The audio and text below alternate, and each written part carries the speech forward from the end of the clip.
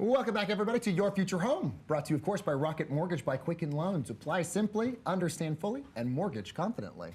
Buying a home, especially for new home buyers, can be overwhelming. There are a lot of variables to consider, and if it's your first time to the market, you may not know where to start. So joining us now with a look at how to simplify the home buying experience are real estate experts Tom Posilio and Mickey Conlon. Thank you so much for joining us, guys. Thank you. You look fabulous, of course. Yes, very fabulous. I know. Okay, so what are some of the, I feel undressed. What are some of the questions home buyers, especially new home buyers, should be asking when they first decide that they want to buy a house?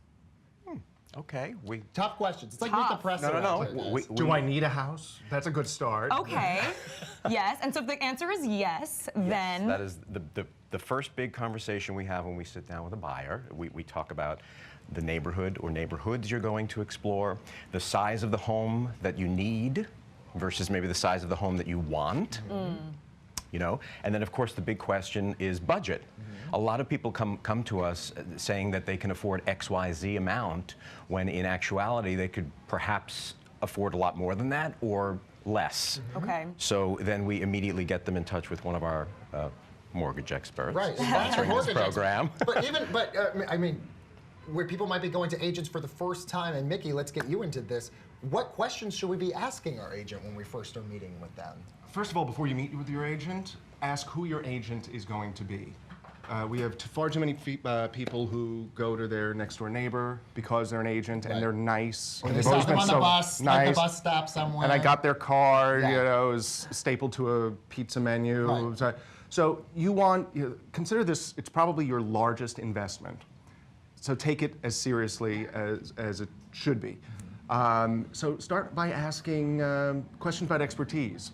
You know, about the process, how many times have you done this, how many years have you been in the business, and then start asking once you feel comfortable personally and professionally with that person, and you should feel personally comfortable because this is often a long journey, so you'll spend hours a day searching for properties and communicating, so you should like them at the end of the day. You should like that person, but then the first question we always like to ask is, what is your timeline? What does this feel like for you? How soon do you need to move? Have you ever done this before? And then walk people through the process. And people should be asking their agents those questions. What should I expect? Because the road to a purchase is rarely without bumps. It's a difficult process, but if you're prepared, it makes it that much easier. And a major part of that timeline is if they have to sell something else. Okay. So are you waiting do you have to sell another property to get the funds from that to buy something else, you know, so that really factors in. Okay, so I'm going to want both you guys to weigh on this, of course, but we'll start with you, Tom. Okay. Common mistakes that people make, you just see them doing a lot that cause them to lose the house maybe they want to be getting. You know, a common mistake is sometimes people approach this on their own and they don't have a broker. So like Mickey said, first and foremost, have a broker because it's like going to court without having an attorney. Right. But be prepared. Be prepared. Have your ducks in a row. Have your financing in place. Have your mortgage if you are financing. And that it takes a village. There's a lot of people. Have a good attorney as well. Don't hire your cousin Joe's friend out of out My somewhere. cousin Vinny is the exception where that rarely works out. Always, yes. Yeah, you really want the right team with you. Okay. And what things, Mickey, can we do to increase the chances that we get this house? The road to success is paved with preparedness. So no letters. I don't have to write the letter, do I? No. What you need to do is, like, we often meet people who say, oh, we're perfectly qualified. Here's my pre-qualification letter. And we'll look at it. It's generic. It's not worth the paper it's written on. Right. They confuse that with the pre-approval letter. Now, a pre-approval means the bank has looked at your finances. They know what your income is. They know your financial background. And based on that information, they're willing to say, subject to other conditions, we will lend X amount of dollars to this home buyer. Right. And this is good for 60 days. So this, when you're going to a seller, this sounds like a closed deal. So this is where people often trip up. They're just not there. The other place is understanding your own finances. People think just because they can afford the purchase price or the monthly payment, they're qualified to buy that home. But banks, and certainly in New York City, co-ops have very specific criteria about debt-to-income ratios and what you can actually afford. And let's not forget the mounting closing costs at the front end of a transaction.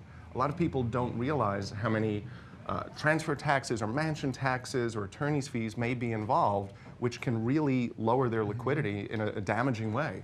Definitely. Okay, let's talk about, say we're going to put in an offer now. What are some negotiating tips? I'm going to start with you, Tom. You want us to tell us our give us secrets? Give us your trade secrets. Yes, exactly. Is it cash? Is it this personal letter, a personal touch? Like, I've heard of so many different things. Well, cash always. That gets the attention. Okay. I mean, With an cash is- asterisk. Yes. With an asterisk. There's always the person who comes in 25% under the asking price. Well, right. I'm cash. Let's, Well, that's good. At the closing table, it's all cash. let's have all cash and let's be rational-minded. Okay. What about like using public records or find out if the seller's moving, or is there any other tips that can help when we're negotiating? That should always be part of the process, understanding there are so many life conditions that motivate a move. Sometimes it's death, sometimes it's divorce, sometimes somebody is in dire financial straits. That could be to the advantage of a buyer. Other times, we find out that somebody is overpriced, they're testing the market because they just put in that new pool and they think it's just the best backyard in the whole neighborhood, so they want a 15% premium for that. And along those lines, the other thing to know is don't put as much focus as people do on the asking price. It is not scientifically calculated. More times than not, there's an art and science to pricing. Many times a seller is overly ambitious in what they think their home is worth, and the agent will price it accordingly. Sometimes they underestimate the value because there are all of those intangibles about the location or the view or the quality of the craftsmanship. A buyer who's made their way around, who's seen enough properties, will develop a sixth sense about pricing. So don't be afraid to pay over the asking price if you know something is underpriced. And don't think just because you got a 10% discount that you're not overpaying. Right. It really comes down to market knowledge.